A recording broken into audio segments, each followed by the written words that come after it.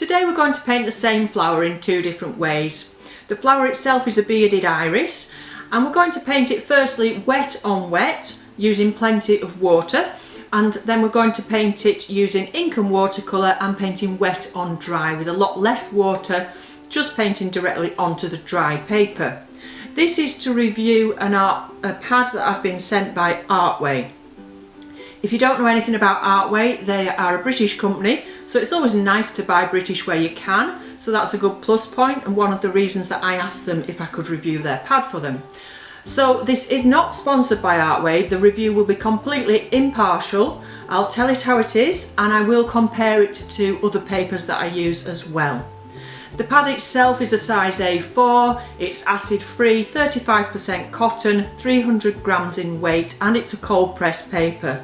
So it's the type of paper that I would recommend a beginner to choose. So 300 grams is equivalent to 140 pounds, so you'll have heard me say that quite often. I wouldn't use anything less than 100 pounds or 300 grams. So it's a good one to start with, cold pressed for a beginner and a decent weight. So as well as being a British company, they also sell recycled papers and they sell handmade pads. So that's nice as well. They have a good range of art materials, although they're quite relatively new to me. I hadn't come across them before, so I've not tried anything else. I had actually just bought some nibs for my dip pen from them, so I will be trying those out another time, but those are just some that I bought myself off Amazon. So that's where I came across them, really, on Amazon. So to begin with, we'll do the wet in wet version of the flower and use plenty of water to really put the paper through its paces. I'll come back at the end, I'll go over to my desk now and do the painting for you, but I'll come back at the end and have a chat about how I think it went and how this pad performs. It's got 20 sheets, I think. I'll just double check that. I think for those of you that go perhaps to evening classes or you go to local art groups, you don't want to be carrying things that are huge. So it's small enough that it's portable, however you want it to be big enough to give you space to draw and paint on. So I wouldn't go with anything less than an A4 size if you're going along to art group or something like that. Okay, so I'll get on now with the painting of this beautiful flower.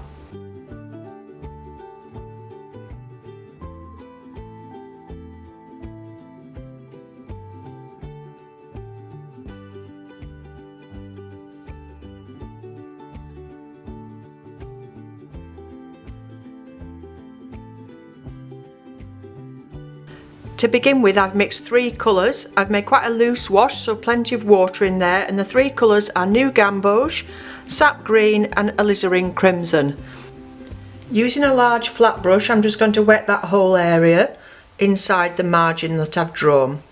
It's good to use a margin, it gives you somewhere to test your colours, and also if you come to framing it later on, it means that it makes it much easier than if you've painted right to the edge of the paper.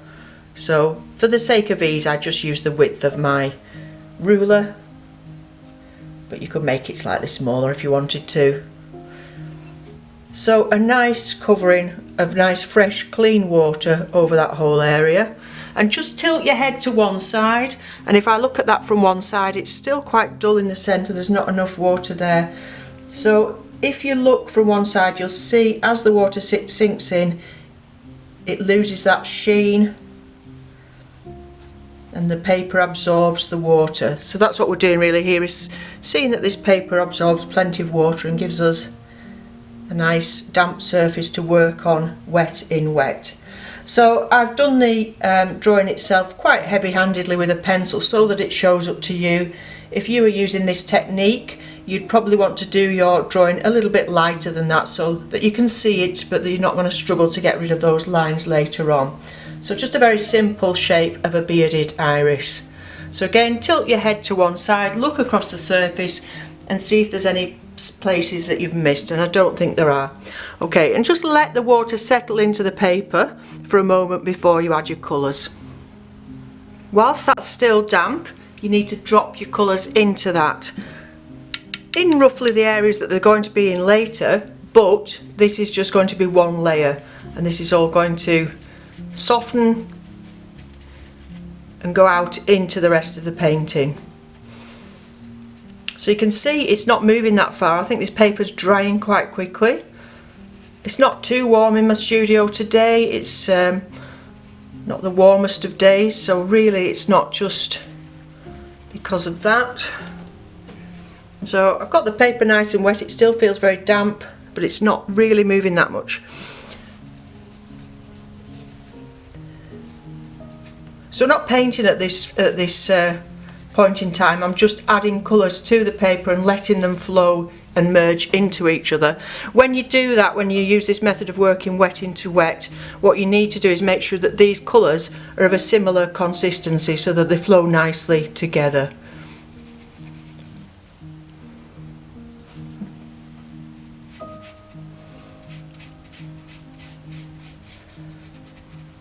So I would really have liked these to have moved a little bit more on the paper, because I did put quite a lot of water on there, and like I say, it's dried out quite quickly.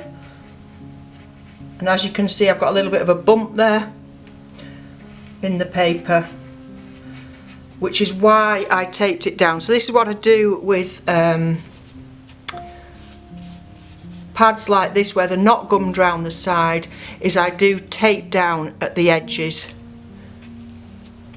So yeah, that's dry now. So I'm a bit disappointed that that's dried out so quickly. Like I said, I put plenty of water on there. I'm just going to re-wet this area.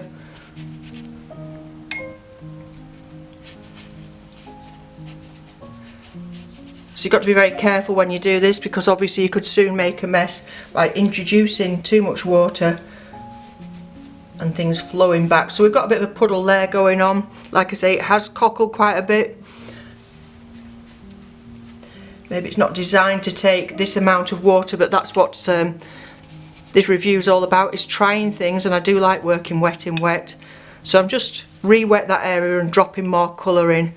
And I'll drop some of this red in as if we've got maybe some more of those flowers in the distance, and hope that they'll start and merge a little bit better than they have been doing. Okay, so the new gamboge, it's a transparent colour. And it should just blend nicely with the other colours that we've already got there. Adds a little bit of sunshine. So it's looking a bit of a mess at the moment,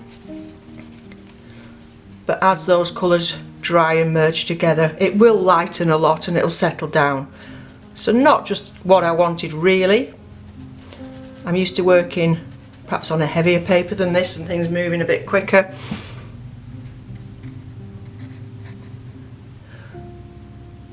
So yeah, so this will all fade. This is all going to be background, and then we'll put the detail onto the flower afterwards. So what we need to do now is to leave this to dry completely. At this stage, if you wanted to give a hint of some flowers in the distance, if you dry your brush off, so clean your brush, squeeze the excess moisture out, so you've got a damp brush there, not a wet brush, so you're not introducing more water. What you could do is lift one or two shapes out of the background as if you've got some flowers or leaves in the background there, but don't overdo that, and they will merge back together again, some of them, and soften those colours.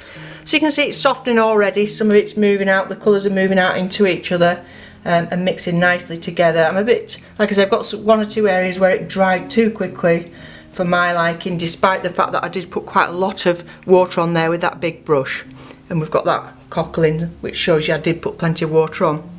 Okay, so we'll wait for this to dry and then I'll come back and do the next layers. Whilst I'm waiting for that to dry, I'm just going to do the same thing very quickly.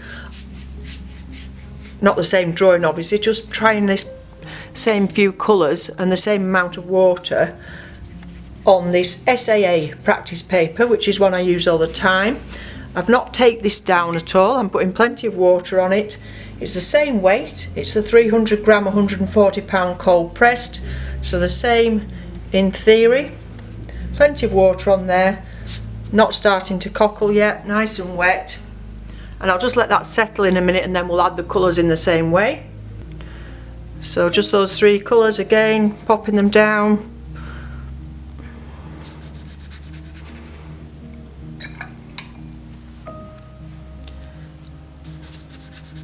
Letting them touch each other so that they can flow into each other.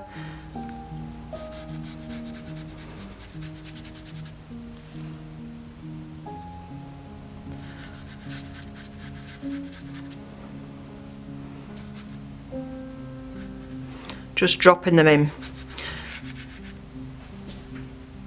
So it's still nice and damp, not drying out too much. And we'll leave that to dry whilst the other one's drying and come back to that later. Now that's completely dry, and it's always important to test with the back of your hand. You've got oil in your fingers, although you can't see it, and if you touch the front of your picture like that, it's not going to do it any good, because then where the oil's been, the next layer of paint may not stick to that. So test with the back of your hand, and that's nice and dry now. As you can see, we've still got that cockling going on, so it's not obviously designed for this amount of water. Even though I've taped it down, I'm a little bit disappointed with that. So I've got a smaller brush now, and what I'm going to do is paint negatively. So I've got a nice tip to this brush, and I'm just going to put a little bit of water very carefully over the top of this paint that's already there. And imagine you're painting on glass, and I'm just, because it's going to dry out quite quickly, I'm just going to do little areas at a time. So I'm negatively painting around the stem and the petals there. May not show up much to you at the moment. And then what I'm going to do is drop some more colour in, just to pick out the shape of the flower more. And then I'll leave that to dry, and then come back later and do the flower itself. So I'm just using the green again. This is a sap green, and I may also drop a little bit of extra gamboge, new gamboge into there as well, because it's a lovely bright yellow, and let the yellow mix with the green there. And what I'll do is I'll carry on doing that all the way around, and then the flower itself will pop out a little bit more before we go ahead and put the detail on there. And if it's drying on the edge there, just get a damp brush, not a wet brush, a damp brush, and just sort of tickle the edge there with your brush and let it flow out a bit. So we're not going to get any hard edges, it's just going to meld into those colours that you've already got, and that's going to look like a distant garden with those greens in the background.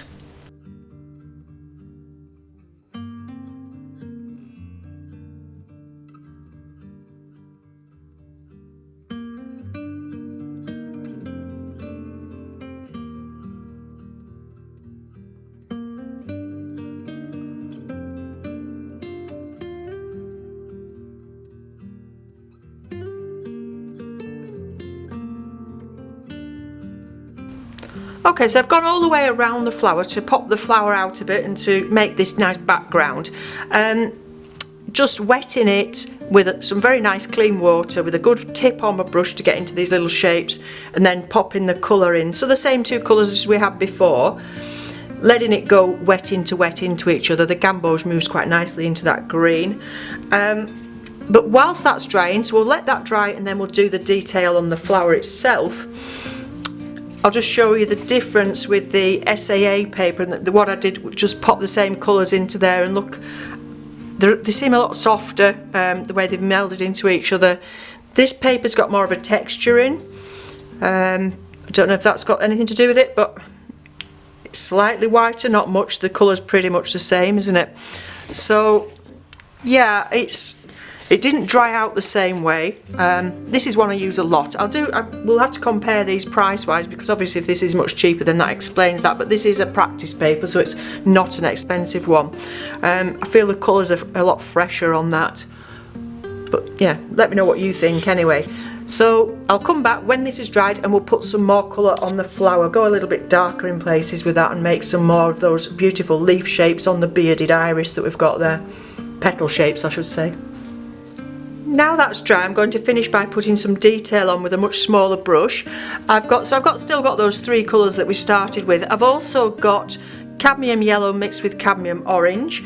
I've got some of the alizarin crimson mixed with some Windsor violet, and then for the very darkest areas I've got some Windsor violet mixed with burnt sienna, which is a beautiful colour, one I use quite often for dark areas because it's a really rich colour.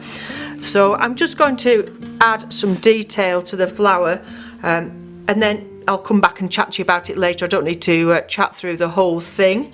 I've got these little, whatever they're called, I don't know, bristly bits with the bright gold colour there, so nice and thick. So this paint that I'm putting on now is a lot thicker than the paint I was using before, so I've got more paint in there and less water. So I'll go ahead and put the detail on, and then I'll come back and chat to you at the end.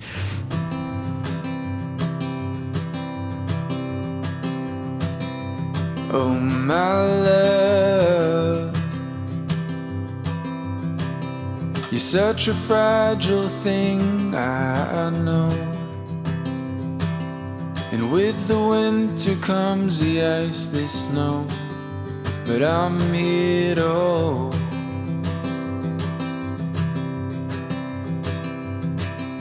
And oh my love, don't worry about the cold just yet. The trees haven't started to shed. Just feel the summer sun as it warms our bed.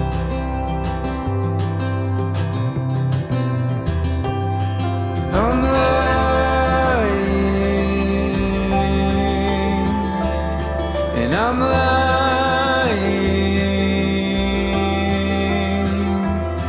when I say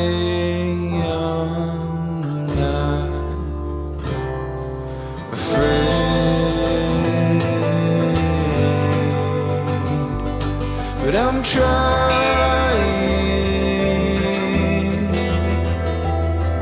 to shelter you from pain. And oh my love, the seasons come and they go, but I hope you know that I won't.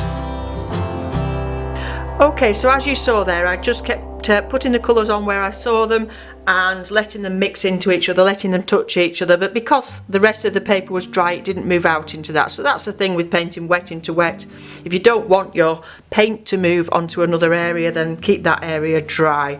I perhaps shouldn't have bothered putting any colour on the stem. I think it looked quite nice being lighter than the background, but anyway, never mind. So I think probably this would have been better in a square composition, and I think if I did that again I would do that. It looks better without all this on the outside here, but I quite like the way that those colours went together. Like I say, that Windsor Violet mixed with Burnt Sienna is a beautiful colour, especially for this bearded iris here. So I'll just show you again this. It's dried a little bit more since last time I showed you. You can see how much brighter and more vibrant the colours look on that paper. So same colours, same amount of water, and that would have made a nicer background, I think. But there we go. Okay, so yeah, we've still got that cockle in. We've still got it. We'd need to flatten this after we took it off if we wanted to have that nice and flat. So it makes it difficult when you're drawing and painting. If your paper's already cockled, it makes everything life harder. So perhaps it's not suited for this volume of water. I've removed the tape at the end there, and because it's a nice light masking tape, you'll see it doesn't damage your paper at all. It's a very good tip. I do have one of my friends uses pegs. I mean, I like using pads that are gummed all the way around, but with pads like this, either pop a little bit of tape over there, or something like a peg or a clip, just to help you prevent as much of that cockling as you can. Of course, you could take it off and, you know, put it on your board, tape it to your board if you wanted to. That's another way of doing it. So I'll take that first paper off. Yeah, one thing I didn't say earlier, it was a little bit disappointing to see these marks on the edge of the paper there when I first opened the pad, and that was the first page. So let's see if we've still got those marks on the second page and how easily this tears off. So it's not, it's quite a thick paper, and it wasn't the easiest to tear off, but that's a good thing because you don't want your sheets coming loose, so that's good that it doesn't tear off easily. So yeah, it does feel quite a nice thick paper. Like I say, I could have flattened that down on a board by taping it to a board, but the whole idea of having a pad is that you're working in your pad probably. Okay, so I'll pop that to one side and it will flatten out. We can pop it under a book or something. Okay, so I'll pop that to one side and we'll do the same image, the same iris, this time using a wet on dry technique, so not using all that water, so we should be much more successful with the paper not cockling, although actually the pad itself is slightly bent with having worked on top of it with all that water. So I will take that down again. I'll do the drawing in ink, so we'll see how easy it is to draw, and it should be fine because it's a nice smooth paper, although it does have that little bit of texture in to add that interest and to absorb the water. It is quite nice and smooth, should be fine to actually draw on. So I'm going to draw it in ink and I'm going to use the same colours on top, but nice and light, keep it nice and fresh.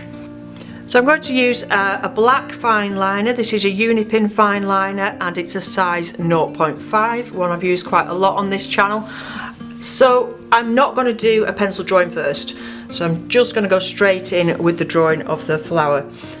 And with petals, if you use the line of the centre of the petals, it can give you the shape you want to begin with, that vein, and the same with leaves. If you draw the vein first, so this petal goes down here,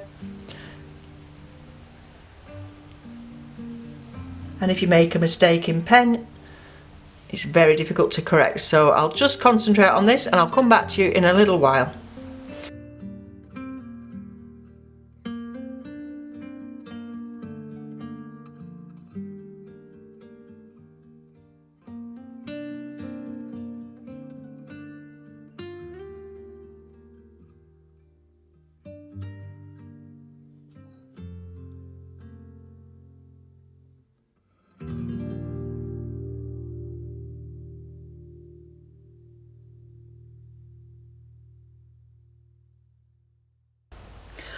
Although this drawing looks different to the first one and it's perhaps not as accurate, it actually is a little bit more interesting, because I think when you draw without doing any pencil lines first, you get slightly more interesting lines and it's a bit more expressive. You don't have to worry if you go wrong, just keep going.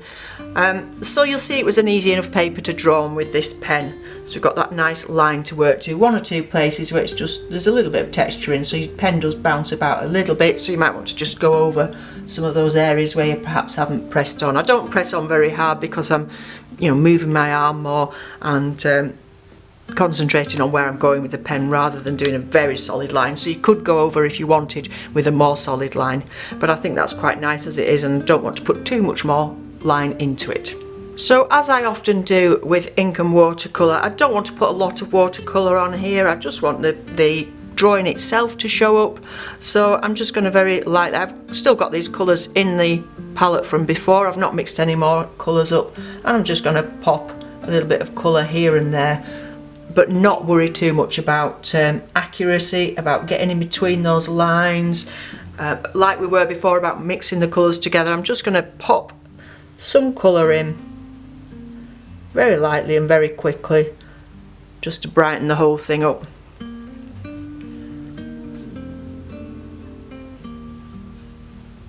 Perhaps should have used the gambos there, not that orange, but that's actually quite nice.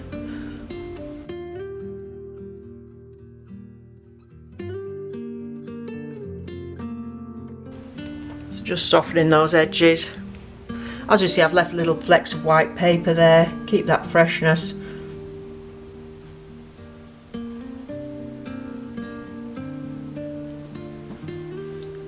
And you can just move around the paper, adding colour where you think you want it.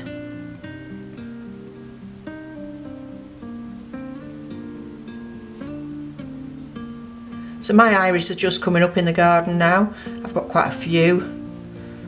I do like, well, I like low maintenance gardening. I like gardening that I don't have to think too much about. So plant something once and it keeps popping up year after year, that's fine with me. So plenty of water in your mix so that your nice dark lines there of the pen keep showing through.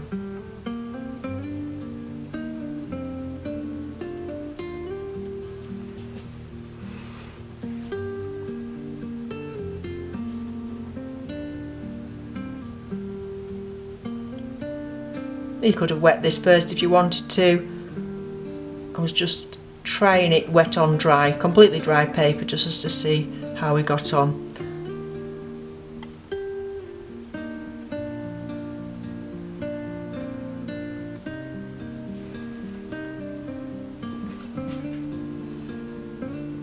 See where it's just touched that yellow and it's merging quite nicely.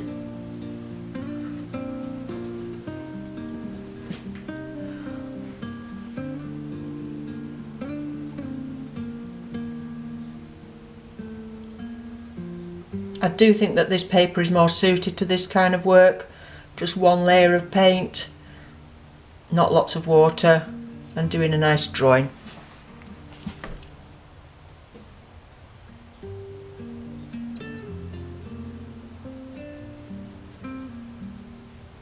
This is the alizarin just on its own, lovely bright colour.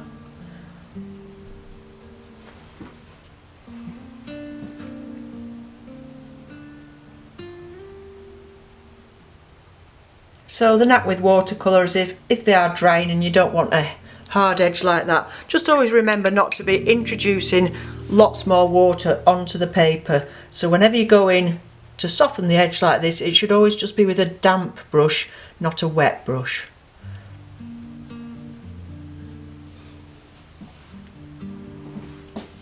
If you wanted to do it completely wet on dry, you could let each colour dry and then come in with another one. So I'm just going to follow those lines down a little bit. See there, my brush is quite dry, it's making a bit of a dry brush technique. Do the same here.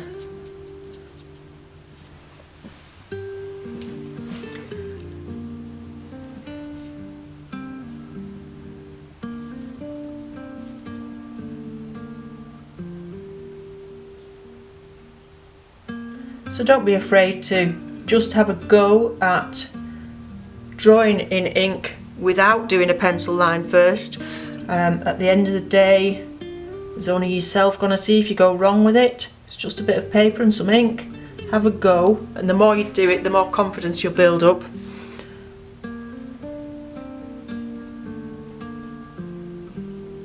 Because it really does free your drawing up and you get more expressive with your line.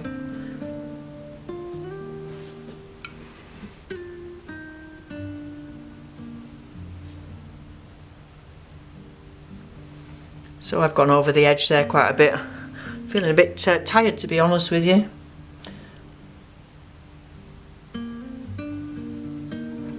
Not concentrating enough.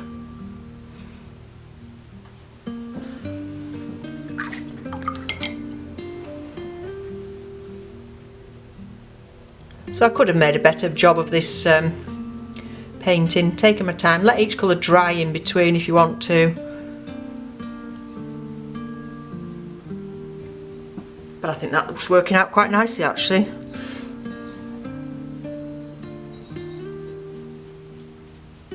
Don't be putting layer upon layer. Let the paper show through. And it is doing quite nicely, isn't it? Nice fresh feel to it. The light coming through those transparent layers of paint. Your new Gamboge is very transparent, so that's a good one to use if you want. So I just said I wasn't going to put any more layers over the top. This is me, I carry on faffing, fiddling, seeing where things want altering. You go back to your own style of working, don't you? Okay, so I'm going to leave that, stop faffing and fiddling about. Yeah, beautiful flower. So this paper, so back to the review, what I would say is it's a lovely handy size. Obviously A4 is very transportable, and it's, I think, best suited for this kind of work. So not flooding your paper with lots of water and working wet in wet, doing something more precise, doing a nice detailed drawing perhaps. You can do some studies of flowers and things like that that need a lot of detailed drawing. This is why I like ink and watercolour, because you can get that detail in your drawing and then just put those few colours on top. So yeah, I think that'll suit itself to that. This is the one I did last week on this mixed media paper. So I do use watercolours on this, although it's actually a mixed media paper. Again, it's a similar thickness to this. It's also 300 gram. And you can see how I've built up the colours there, and that's the type of thing you could perhaps do on here without adding lots and lots of water like I did in the first one. But look at the difference in the colour of the paper. So there is white and white. One of the reasons I like using this one is because it's nice and bright white and it shows through your other colours quite nicely. Okay, so I'll come back and talk a little bit more about that now that we've finished those two demonstrations. So the wet in wet, the wet on kind of dry. I did let them merge in together, but it was onto a dry paper. Let's put them together and have a look. So quite different, although it was pretty much a similar subject. They're very different, those, and I do prefer the second one. So the first one took me a lot longer, but I do very much prefer the second one because it feels a lot fresher. To conclude, I've probably said everything I need to say about the process and how the paper worked whilst I was actually doing the painting. But really, with the wet on wet, it clearly isn't designed for that amount of water, and I did put a lot of water on. I did say I wanted to put it through its paces. I put a lot of water on to begin with. I used quite loose washes, so it was, and it did absorb all that water. In fact, it did dry out a little bit too quickly in places, and it cockled. So it's not really designed for that. But the second one was much more successful. And had I not done the first one on top of that and allowed the pad itself to get all that water in it and to cockle a little bit, it would have been much easier again. So I will carry on using this pad, but I will use it for things here on YouTube where I'm just doing an ink drawing with a little dash of colour on top, and using it wet on dry. Perhaps doing some more detail wet on dry and layering it up a little bit, but allowing it to completely dry in between and using a thicker paint mix. Okay, so it's not an expensive pad, that's the thing to say about it. So it's okay putting something through the paces, but you know, it's not a professional quality one. It's not like the £300 Saunders paper that I would use for my own work. So we can't compare it with a professional paper. We've got to compare it like with like. And it's designed for students, and it's designed to be inexpensive. So it's absolutely fine if you just bear in mind that you probably don't want to be chucking gallons of water at it. Okay, so if there's anything else you'd like me to review, indeed if you have your own products that you'd like me to review, please do feel free to get in touch. I'm quite happy to do that. I don't need to have a sponsored video or anything. If you just send me the product, I will do that for you, because it's useful for other people to know how these things perform before they buy them. So let me know what you think in the comments below. If there's anything you want to ask about the painting process, do ask. I will put the reference photograph in the description below. You'll see I didn't stick faithfully to that photograph. It was just to give me a shape to work from, really. You might want to do it with slightly different colours. You might want to do it in a different medium. You might want to have a go at it in pencil or something else. Okay, but it's a beautiful photograph, so I will link it down below in the description. I'll also link Artway's website, so you can go on and have a look at what else they've got. Like I said, I'm not sponsored by them, but I will link that down there for them so that you can go and have a look at what they've got. And I'd probably be interested to have a look at some of the recycled pads. That sounds nice as well. Okay, so thank you very much for watching. I'll be back again soon with another tutorial or demonstration. In the meantime, you enjoy your own painting and drawing. Thank you very much for watching. Bye for now.